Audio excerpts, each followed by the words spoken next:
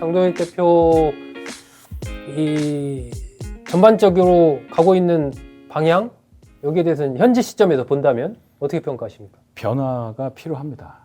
지금 이대로는 가면 안 되고 적어도 어제까지의 장동혁 대표 메시지로는 지방선거 승리는커녕 지도부가 그때까지 버틸 수 있을까에 대한 걱정을 해야 될 상황이라고 저는 직언하고 싶어요. 왜 그렇게 보세요? 일단 현실 인식이 일반의 인식과 많이 다르다는 걸 느꼈습니다. 어제 김모 최고위원이 무슨 얘기를 했냐면 지금 레거시 미디어에서 주장하는 대로 우리가 민주당이 많이 지고 있다 여론조사에서 그런데 그렇지가 않다.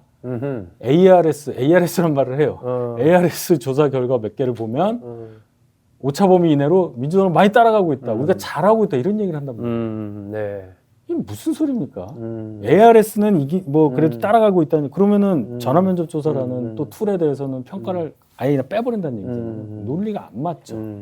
유리한 것만 택하다는 그냥 얘기죠. 저기 한다. 그것도 이기고 있다고가 아니라 따라가고 있다고 그랬어요. 네. 이걸 어떻게 해석을 한다는 거예요. 그러니까 장동혁 대표의 메시지가 어제 그 영상 보시면 아시겠지만 전당대회 때보다 더 세요. 표정과 제스처가. 볼륨이 너무 세서 제가 아까 방송하다가 그 자료화면 틀을 깜짝 놀랐어요. 한번 보십시오. 장동혁 대표 웃을 때는 어떤 때 보면 환하게 웃던데 그것도 그렇게 연설할 때 보면 아주 굉장히 막 그 단호한 표정을 지어요. 그게 단호하다고 표현할 수도 있겠지만 다르게 표현하면은 좀 다른 단어가 나올 수가 있잖아요. 거부감을 주는 그럴 수 있죠. 그것이 과연 어느 층까지 침투가 될 수 있겠느냐. 그 호소력이 너무 한정된 분들 한계가 분명하다. 네, 호소력이 작동할 가능성이 높잖아요. 그럼 장애 집회 왜 합니까? 장애 집회도 뭐 계속 그렇게 갈 동력이 좀 있나요? 일단 계획을 했고 당대표가 하자니까 다 해야죠.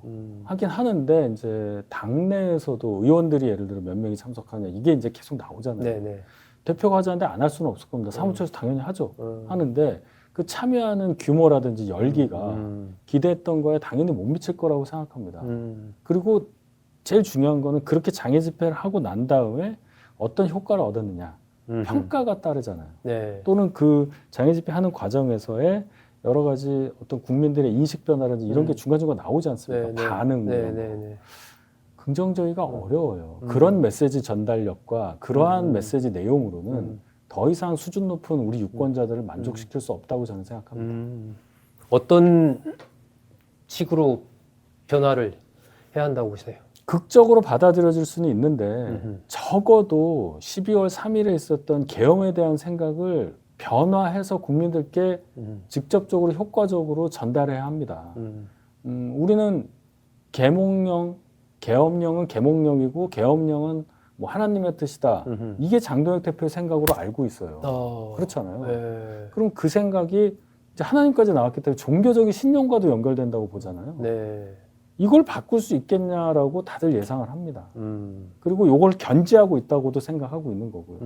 그럼 이 상황에서 윤 대통령 관련한 계엄령 관련한 어떤 평가가 이렇게 이제 다 드러났고 그 1심도 나올 거고 윤 대통령의 재판 과정에서 어떠한 상황으로 이끌어가고 있느냐, 태도가 어떠냐, 진술 방식이 어떠냐 다 나오고 있잖아요. 그런데도 아직도 이 계엄령에 대해서 할 만했다. 민주당이 계엄령 발동을 뭔가 유도했다. 이런 식의 인식으로 어떻게 국민들의 의사와 합치되는 정당이라고 말을 할 수 있겠느냐. 그러니까 장동혁 대표가 전향적인 메시지를 내지 않으면 지금 장동혁 지도부 체제하에 국민의힘의 지지율이 올라가기 어렵다고 봐야 되겠죠. 20%대를 탈출하기 어려울 것이다. 그랬을 때 어쨌든 뭐 지금은 11월이니까 그런데 내년 되면 이제 6월에 선거가 있잖아요. 그럼 내년 한 뭐 2월, 3월 되면 어쨌든 이게 선거 관련해서 이제 승패 문제가 나올 거고 그러면 현재와 같은 이런 지지율이 유지된다고 했을 때 장동혁 지도부가 지방선거 전에 바뀔 가능성도 있다고 보십니까? 그거는 선거를 앞둔 예를 들어 뭐 광역자치단체장들, 저희 당 현역들 재선 3선에 도전하잖아요. 그분들이 가만히 있을 리가 없기 때문에 그 자체로 지도부의 위기가 올 수밖에 없다고 생각합니다. 누가 뭐 끌어내린다 이런 개념이 아니라 예를 들어 오세훈 시장이나 뭐 유정복 시장, 아, 박형준 시장, 심지어 김태형 지사까지 음, 본인 선거에 도움이 안 되는 얘기를 계속 지도부에서 할 때 어떻게 하겠어요? 음, 내 선거가 지금 안 될 것 같고 내가 지금 낙선할 것 같은데 그럼 당연히 요구합니다. 네. 이러면 안 된다고. 어, 그럼 지도부가 뭐라고 해서 무슨 소리냐? 우린 우리대로 간다 하면 선거가 어떻게 돼요? 그럼 2018년 지방선거 때는 똑같이 돼요. 당시 홍준표 대표가 유력 후보들로부터 지원 유세를 거절당했어요. 그리고 참패하고 예, 예. 홍준표 대표 사퇴, 예. 그리고 미국 뭐 이렇게 된 거예요. 예. 뻔히 보이는 얘기 아닙니까? 예. 그럼 비슷한 전철을 밟을 가능성이 있다. 똑같죠, 뭐 그냥. 똑같다. 예. 지금 장동혁 대표 포함해서 그 지도부에서는 지난번에 그 보도된 거 보면은 뭐 올해까지는 일단 좀 그 내부 지지자들 좀 이렇게 해서 묶어놓고 내년부터는 이제 중도층으로 뭐 확장하겠다 이런 얘기를 했는데 그거에 대해서는 어떻게 보세요? 그럴 수가 있나요? 이 내부 지지층이라고 하는 분들을 더 모으자는 얘기는 이제 당 안 말고 그 밖에 계시던 분들까지도 데려오겠다는 얘기로 들리잖아요. 네. 최대한 쥐어짜자. 네. 그러니까 논리가 이거더라고요. 민주당은 예를 들어 지난 총선 같은 경우에 위성정당 만들어서 민주당 바깥에 있는 소위 진보 진영 사람 다 끌어안았다. 거기에 뭐 용해인부터 해서 뭐 다 들어갔잖아요. 그래서 표 누수가 없었다. 조국 신당은 변론으로 하고. 거긴 지역구가 없었잖아요. 네. 그러니까 비례만 비례만 했죠. 간 거고. 예. 지금도 어떻게 보면은 비슷한 당처럼 움직이고 있지 않습니까? 근데 우리는 그렇게 못했다.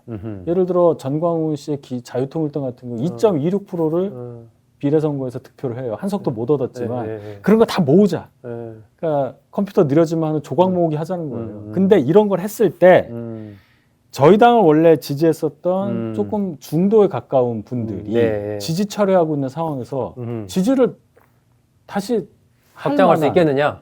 다시 철회했다 다시 들어올 만한 요인이 아니잖아요. 이거는 더 안 들어오죠. 그 생각은 왜 못하느냐. 그러면 이분들 확보한 다음에 이분들한테 가겠다는 게 이게 말이 되는 얘기인가. 저는 그렇습니다.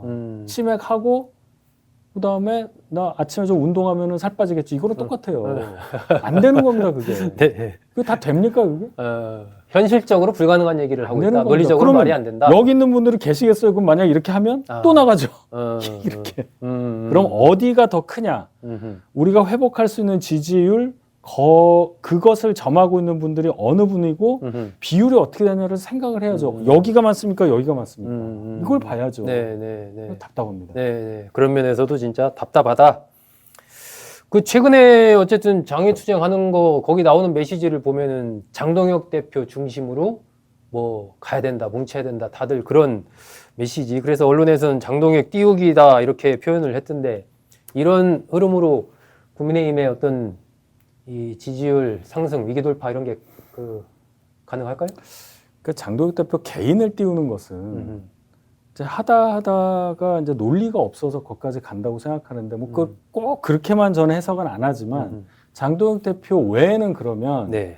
이 이슈를 끌고 간 사람이 없다는 방증이에요. 그러니까 당 내부 구성원들이 전체적으로 장동혁 대표 방향에 동의를 한다면 굳이 그런 얘기 할 필요가 없는데 당대표만 이름을 장동혁 위주로 가야 된다는 얘기는 장동혁 위주로 좀 안 가고 있다는 얘기라고 저는 보여요. 역으로 그렇게 볼 수 있다. 그렇지 않습니까? 지금 야당 대표가 된 지 얼마 되지도 않았고 그 전에 이력이나 여러 가지로 봤을 때 굉장히 이분은 뭐 출세가 빠르다 이렇게 짧죠. 보는 거 아니에요? 네, 아직 4년도 국회에 있지 않았어요. 그렇죠. 그런 상태인데 장동혁 위주로 가자고 할 때 저희 당에 오래 계셨던 분들 입장에서 무슨 생각을 할까요?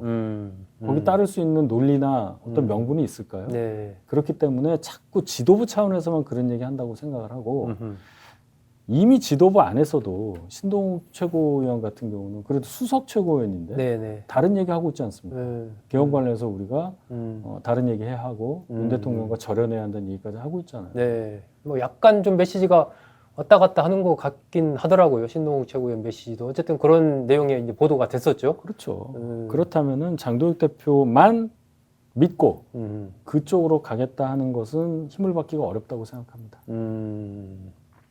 어쨌든 윤 대변인 보시기에 이게 내년 2, 3월 정도 그때가 하나의 이제 장동혁 체제로서는 분수령을 한번 맞을 거다. 2, 3월도 길어요. 아, 길어요? 일단 그때 되면 이제 어. 경선 들어갈 텐데요. 어허. 그 전에 지금 지금 현직들이 가만히 있겠습니까? 음. 선거라는 게 쭉 타임테이블이 있고 네. 이 시점에 뭐가 나와야 되고 이렇게 하는데 네. 당이 본인의 발목을 잡고 있다고 생각하면 하루 하루라도 빨리 메시지를 내겠죠. 음. 저는 연말 연초에는 분명히 이런 메시지가 나오려고 생각합니다. 아, 그래요. 예. 설 전도 아니고 연말 연초쯤에는 네. 뭔가 장 대표 체제에 대한 문제 제기가 내부에서 있을 수밖에 없다. 나올 예. 거다, 있을 수밖에 없다.